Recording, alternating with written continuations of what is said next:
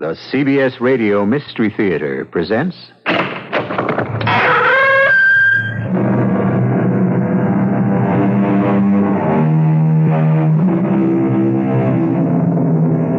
Come in.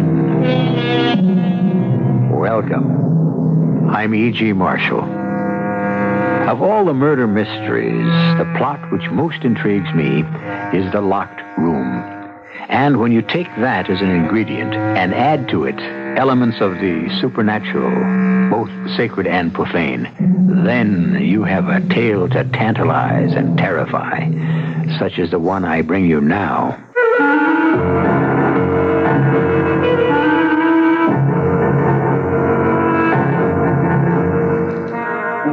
Our mystery drama, The Sealed Room Murder, was adapted from the M.D. Post story, The Doomdorf Murder, especially for the Mystery Theater by Ian Martin, and stars Howard Da Silva and Fred Gwynne.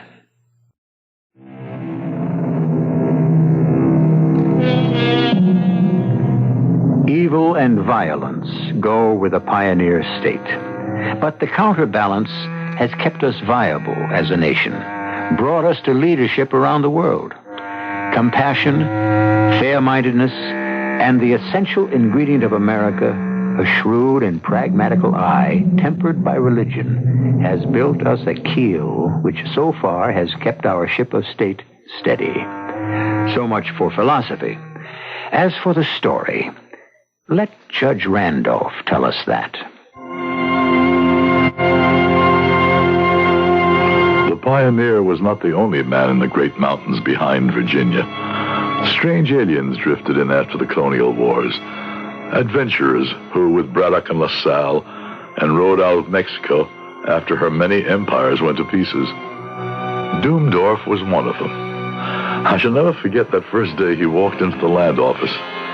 Huge, black-bearded, with broad, thick hands, with square fingers. Even Abner's bulk seemed to diminish in front of him, and the child who followed Doomdorf diminished to a pygmy. It's the place where I buy. Should I want to of the land? Yeah, I reckon. Depends on what you want it for, Mr. Doomdorf. Angelos Doomdorf. Oh, excuse me. This here's Mr. Randolph. I should say one of our foremost lawyers in town. Saving only, that's all we got right now. One. I'm Abner Dale, county clerk. I reckon you'd term me. And what would you want this land for? To live on. Uh-huh. You and your daughter. Me and her, yes. Well, now, I got a copy of the Washington Survey and the original Crown grant here. I have it fixed already. Show you here on survey map I got from Capitol. Let's see here. There? That's it. You sure there's land you want, sir? I think what Abner means to say is this wedge of rock has never been worth even running the lines. Do you know what you're getting into? Have you seen this piece of property? Yeah. It's a forbidding pile of rock, Mr. Doomdorf, and isolated. The land is mine. I want it. Well, pretty mean up there right now with the wind and no shelter. I have tent, sleeping bag. All my life I live rough. Well, that's all very well for you, but for the little girl... What is good for me is good for her. I don't think you quite understand.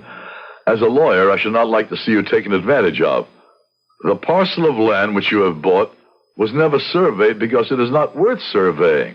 It consists almost entirely of rock. I know what is like is right for me. Well, how are you going to feed? Ain't much game running up in that part of Western Virginia. I make out all right. Here is gold. Enough. Hey, look at there. Pieces of 8, ducats, English guineas, American dollars. Yeah, you're quite a traveler, Mr. Doomdorf. What I do is my business. And I mind my own business. I don't like anyone who stick his nose in my affairs. You take the money and give me the paper so I can go. No offense, just trying to be friendly. That's Angelus. Angelus. All right. Yeah. Want to spell your other name? I don't know. You right. You tell me. Doomdorf.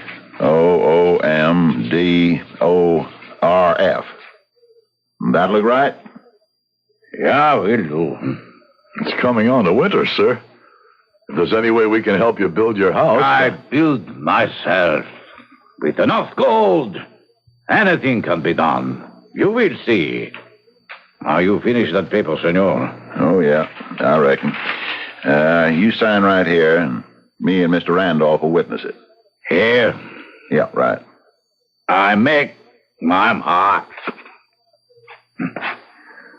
That is legal. No. Mr. Randolph? His mark? Yeah, I think we can witness that, Abner. Let us not delay Mr. Doomdorf and his daughter further. I'll add my John Hancock to that. There you are. Signed, sealed, and delivered. Your deed of possession to what we call the Devil's Hump. And welcome to our community. Do not count me a part of it. I live to myself. Come, you. Well, if that don't beat all. A hard man. Evil man. One who's done a lot of living. Notice the scars? Yeah. I'll wager he has bullet wounds underneath his shirt to go with the knife tracks. I sure wish he hadn't chosen our neck of the woods to hide out in. Hide out? What else would you figure? The Devil's Hump is no place for a man to make his home. That's a place for a man to set his back against the wall, to fight off what he knows is coming after him. I suppose you're right, Abner. The more's the pity. Why?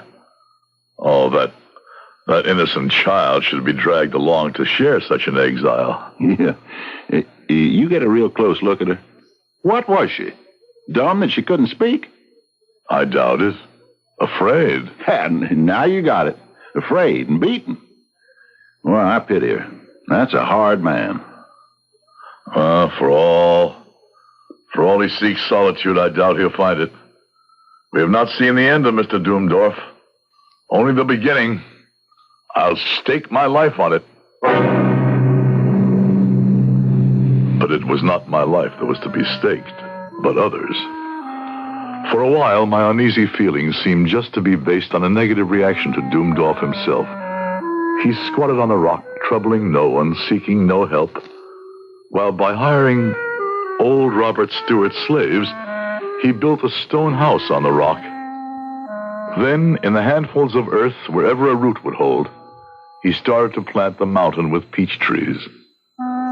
Then the beginning of the end began to start. Hey, Mozza, una cervera beer, huh? You're new in town.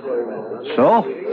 The lady behind the bar is the owner, a widow lady. Her name is Mrs. Cambridge. That's all right, Abner. Here's your beer, Vaquero. Muchas gracias, la dama Cambridge. Senora will do. I do not want to make enemies. I am looking for a friend. It's a friendly town. Who? He is an old amigo de la guerra. A big man with a black beard. Big, like so. And this strange accent. I think maybe his real name is Doomdorf, like that. Doomdorf? Mary, What is this? We are old camaradas? I just want to find him to settle an old debt I owe him. well, why don't I let him know you're here, and you can meet him in town? If you will, it is no matter. But why not I just go see him? He's kind of queer-like he don't take to mixing so good. Non importante. You see him, you tell him Jose Garcia was look for him. But I have not so much time. Maybe on my way back I look him up then. Hasta la vista. I see you. Why didn't you tell him where to find Doomdorf? Just a crazy notion, maybe, but I got it set in my mind that he wanted to see him, to put a bullet in him.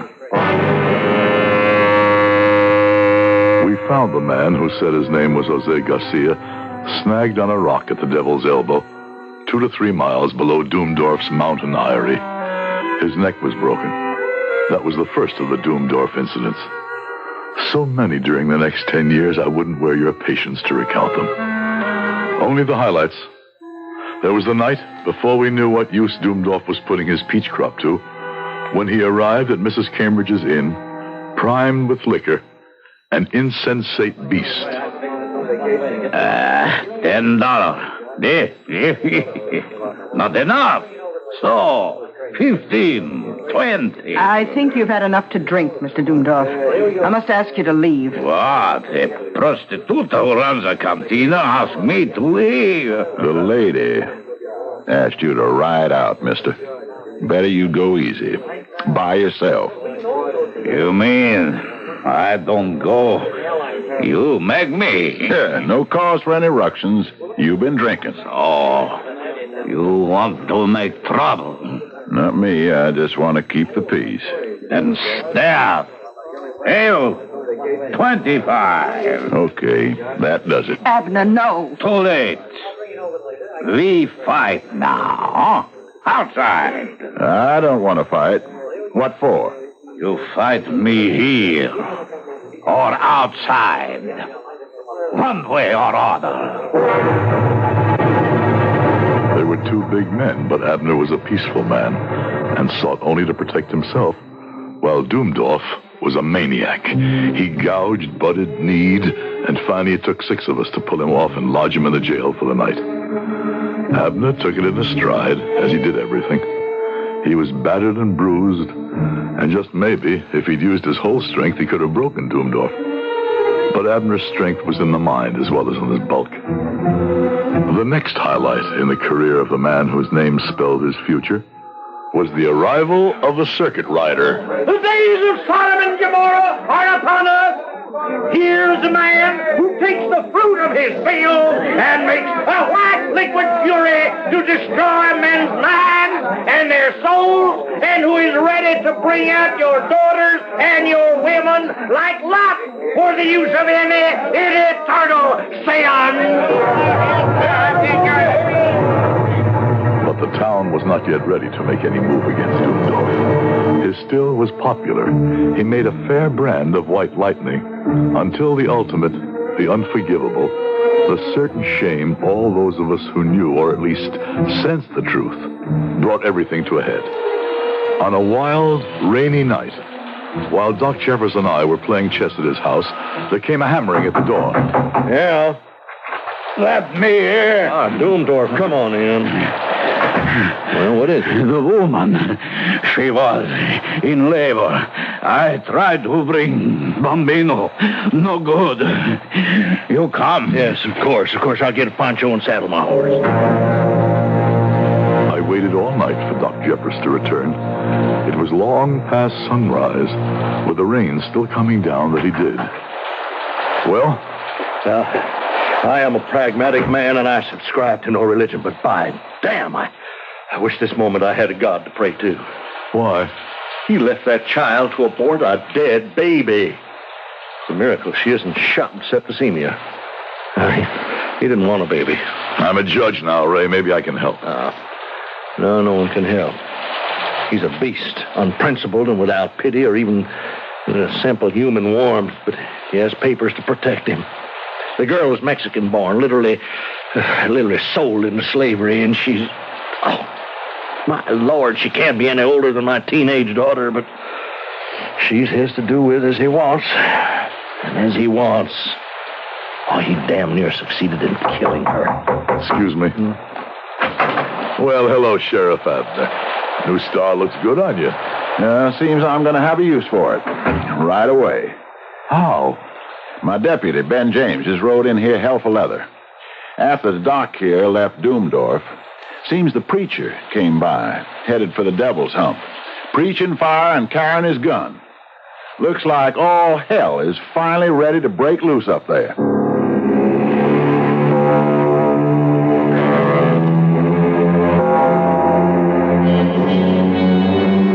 All hell break loose. All right. But for whom? For poor little... Now, there's a sad thing. Poor little who? We don't even know her name. If she has one. Or has retribution caught up with Doomdorf?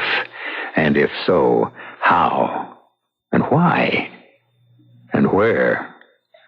I'll return shortly with Act Two.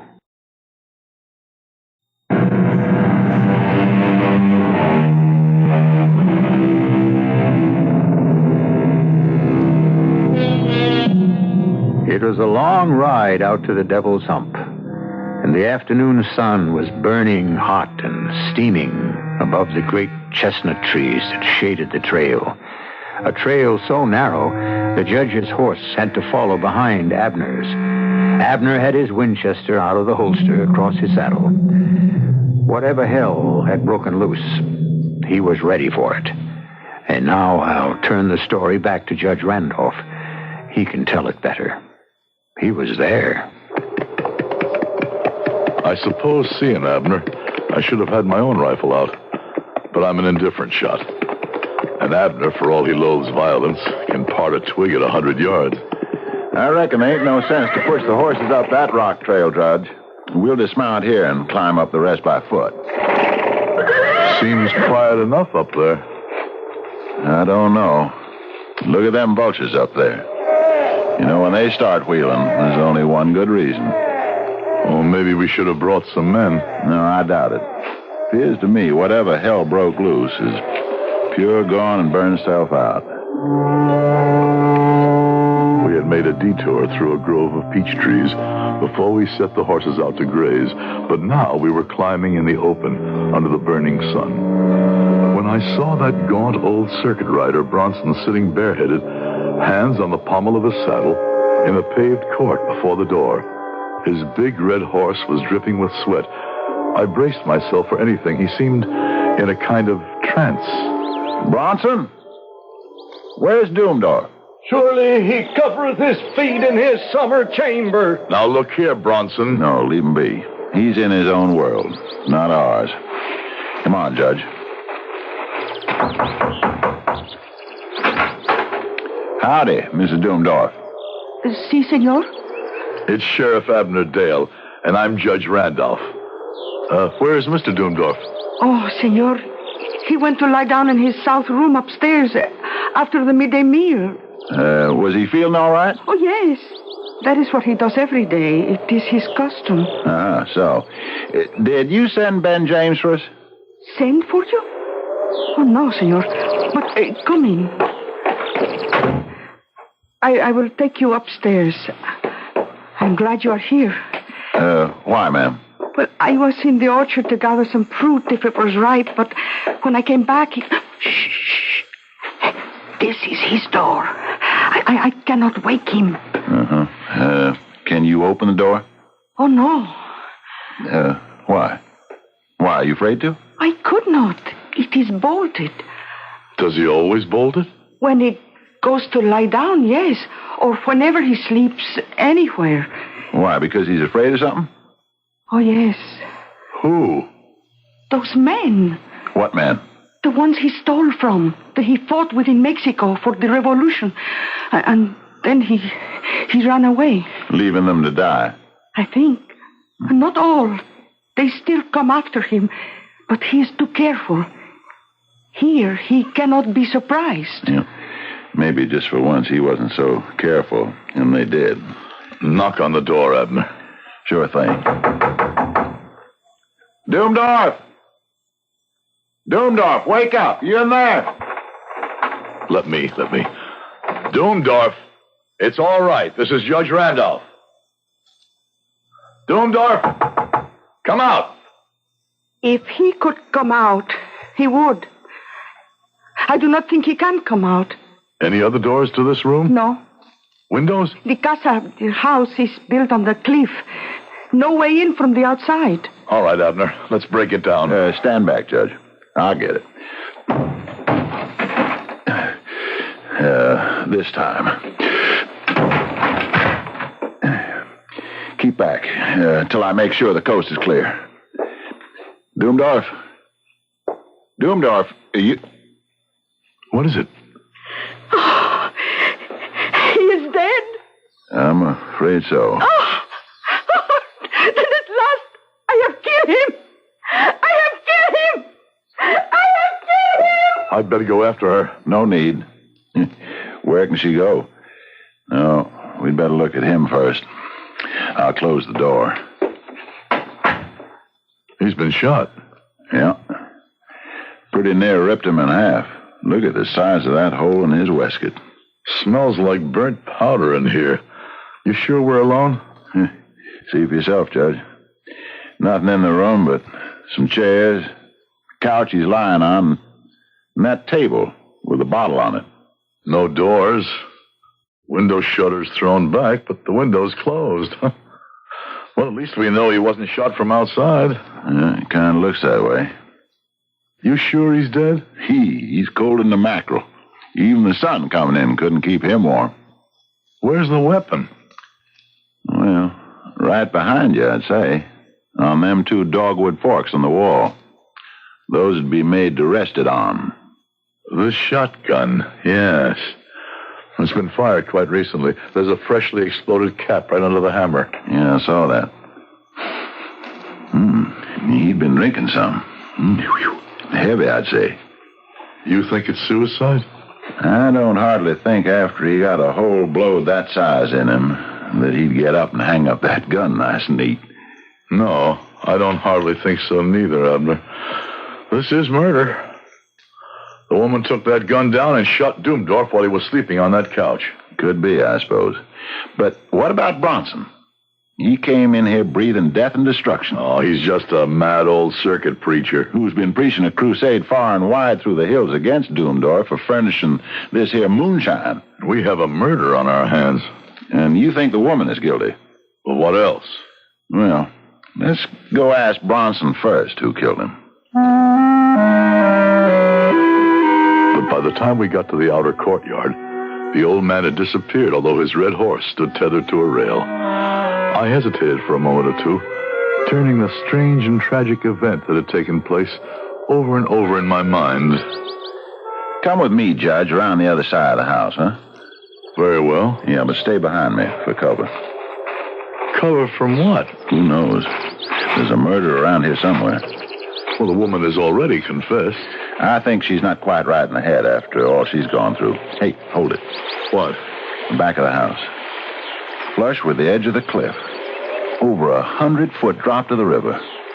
Judge, Doomdorf was a soldier, all right. Well, how do you reckon that for certain? Any good general first makes sure his rear is protected, and he couldn't be flanked. The only way to flush Doomdorf out was up that goat path we climbed to the house. He knew what he was doing when he made this his castle.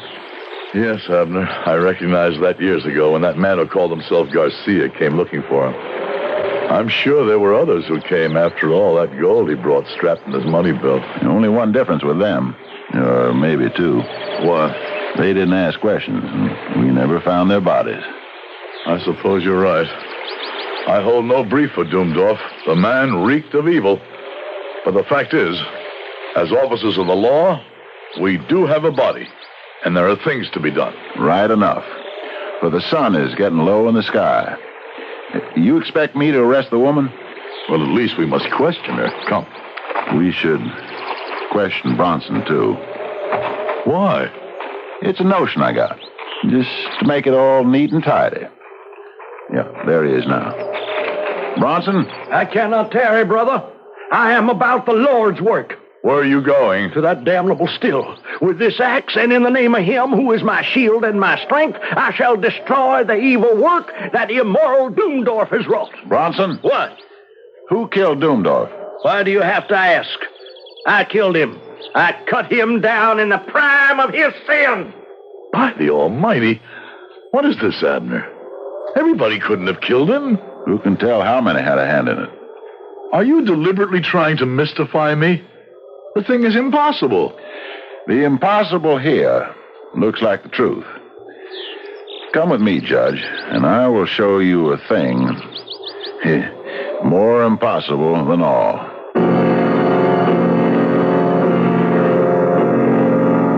I followed Abner back into the house and up the stair again to the room. The door swung open, the shattered edge of it with the lock hanging half out, and Abner closed it carefully behind us after we entered. I want to show you something, Judge. The bolt. They kept the door closed. Yes, sir. But I want you to see that it is no way connected with the lock itself. See? and it is on the inside. Now, how could the one who killed Doomdorf get into the room when we know the door was bolted and we had to break it down to enter? Only one other way. Through the windows. Well, let's look at them. Now, remember, we have seen from the outside that there is a sheer drop of at least 100 feet to the river, and the rock is as smooth as glass. Now, try looking out. Oh, just as you said, the wall of the house is plumb with a rock face. Yeah, that isn't all. You can't open these windows. See? Examine the frames. They're cemented into their casement with dust, and they're bound along the edges with cobwebs. That's right. These windows have never been opened. Yeah. Then how did the assassin enter? Well, Of course. The answer is evident. Whoever killed Doomdorf hid in the room till he was asleep. Then he shot him and went out. Where could he hide? And even supposing he could, when he left, how did the assassin bolt the door behind him when the bolt was on the inside of the door? Then who knows? Maybe Doomdorf did kill himself. No, we ruled that out yesterday. Then there's only one open road out of the mystery. Both the woman and Bronson claim they killed Doomdorf. Let us go down and ask them. Question them. No. In the law court, that procedure could be considered sound sense. But, Judge, we are in God's court, and things are done in a somewhat stranger way. In what way do you mean? In a way that still must be put to the proof. And for that, we need to borrow time. But I have every faith that time will show us exactly who murdered, or perhaps the better word might be executed, the man who lies dead before us.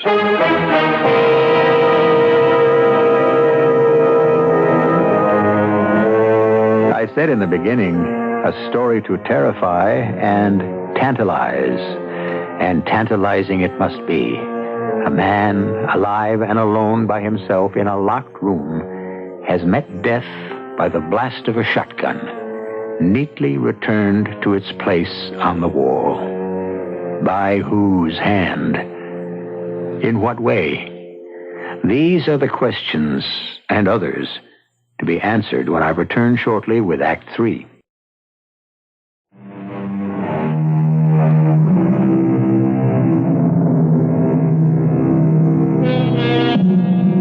In the room with the dead man, Judge Randolph faces Sheriff Abner Dale, a frown of puzzlement on his patrician face.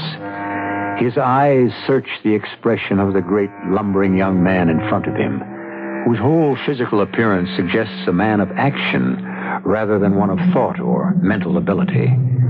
The judge is the first to break the silence posed by the seemingly insoluble problem they face. What do you mean we are in God's court and things are done in a somewhat stranger way? Before we go question those who are so anxious to be convicted of the assassination of Doomdorf, let us find out, if we can, at what hour he actually died. How? I seem to remember he wore a watch.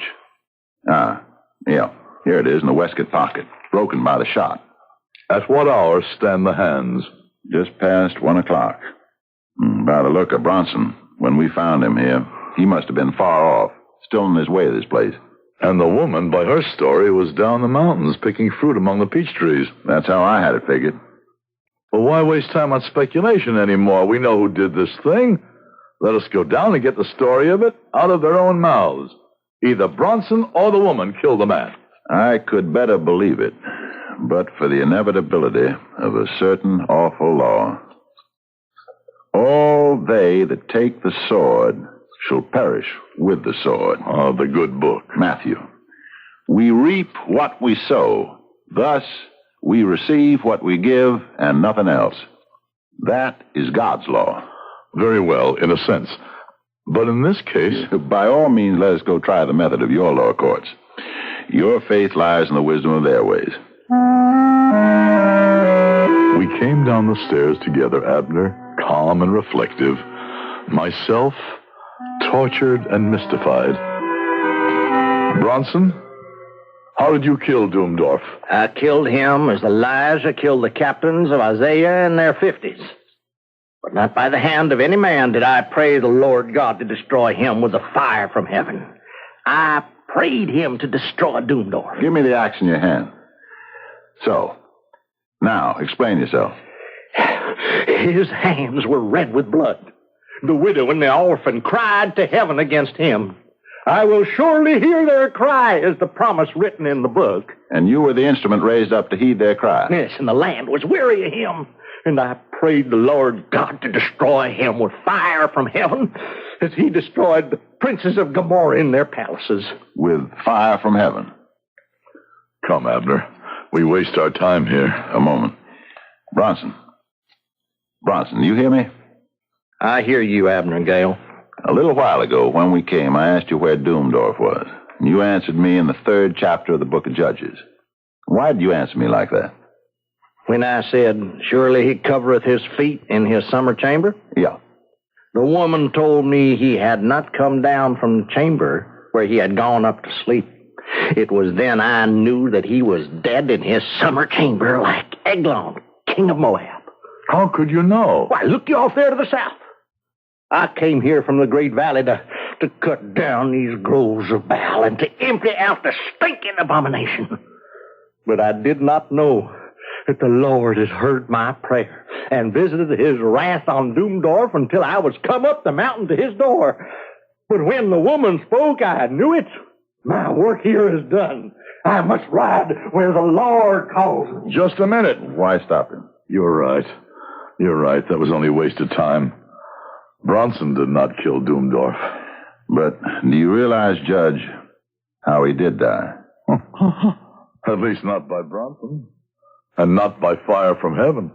Doomdorf was dead before Bronson got here with his fire-breathing scripture. The woman must be the guilty one. Night had entered the valley with the setting of the sun, and there were other things to do before the inquisition of the woman. By candlelight, the shadows weird and fearsome on the wall, we made a coffin. We put Doomdorf in it, straightened out his limbs, and folded his arms across his shot-out heart, and we set the coffin on benches in the hall. Then we kindled a fire in the living room, where the woman had put some meat and golden cheese and a loaf on the table. You have eaten enough? As much as is fitting. I will leave it as it is, in case you should want more. I am going now. Where? To the sea. And the ship. He is dead. And I am free. Not quite. There's a question still to be settled. Who killed Doomdorf? But I have told you. I killed him. It was fair. Fair? Oh, I remember an old man sitting against a sunny wall and a little girl who plucked yellow flowers from the grass and put them in her hair. She laughed and she was happy because she was 12 years old, and in a few days she would be 13 and she would make her novena. But they were bad times, and the big stranger with the black beard and the hard hands came to the old man and talked.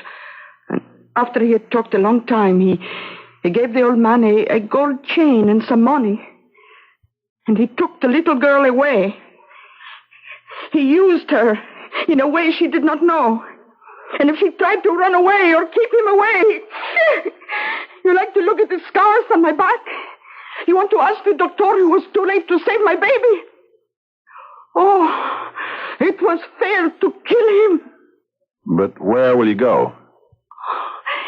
Mi abuelo will be gone by now. My grandfather was dying 10 years ago, but the wall will still be there.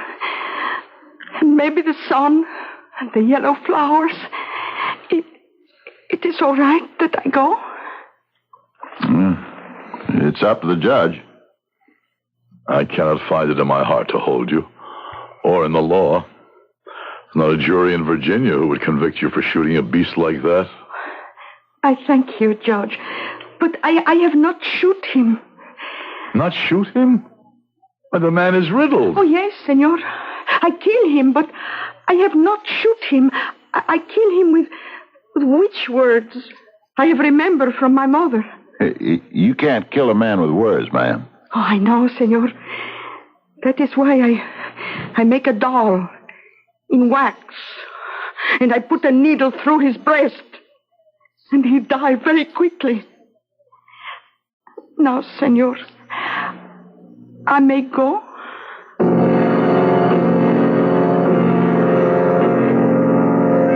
It was good that you let her go, Judge. No, it was pathetic. A harmless little dream to rid herself of a monster with an enchanted straw man. I think she had money in her saddlebag, but I slipped some extra just in case. And now, where are we?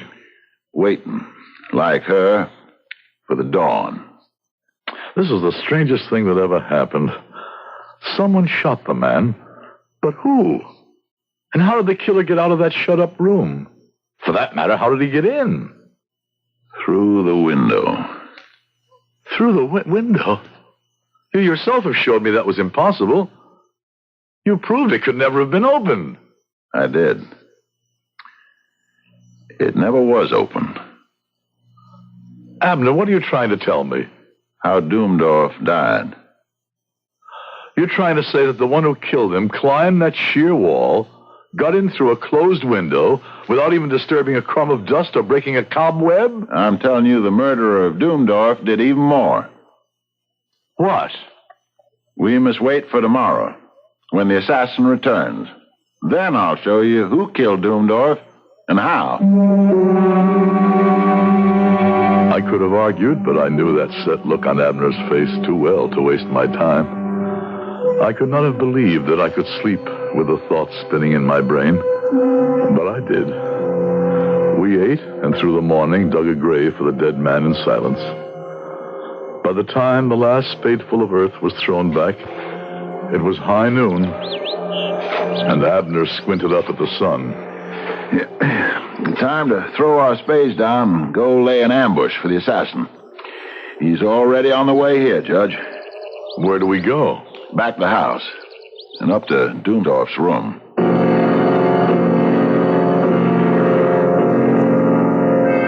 Now we must make certain preparations. What are you doing? I'm loading the shotgun, as it was before it took Doomdorf's life. And now I place it back on its rack, exactly as I found it. What do you want to do with this pillow and his coat?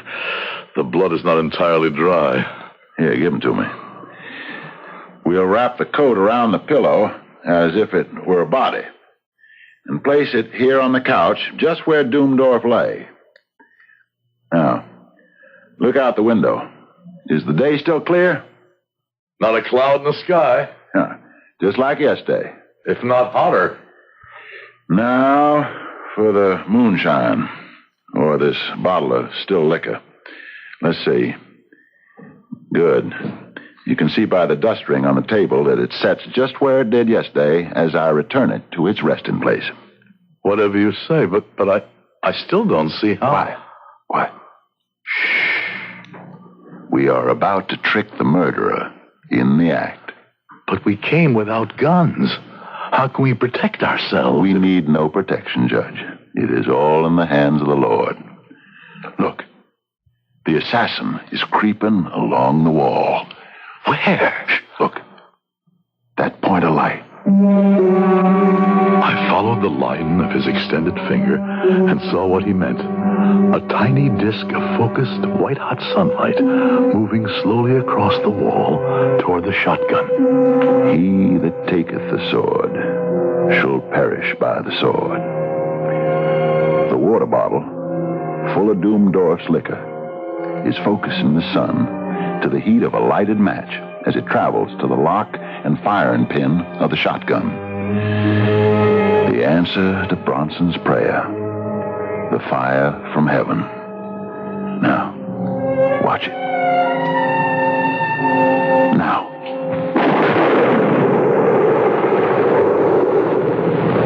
As the pinpoint of sunlight reached the percussion cap, the gun exploded as though the trigger had been pulled.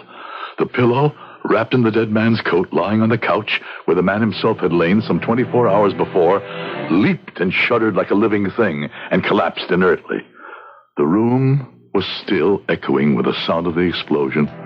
My own voice sounded cramped and hoarse as I said, "And we mistrust coincidence.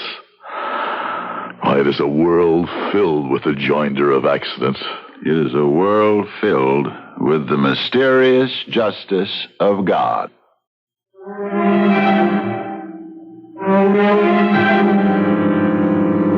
The answer to the mystery of the Doombdorf murder, a fate well deserved, and brought only on himself by the dead man who had little right or reason to live. Wouldn't it be nice if an equal fate could be the lot of so many people each of us know? Except, who are we to be the judge? That belongs, thank God, to the higher power I inadvertently named. I'll be back shortly.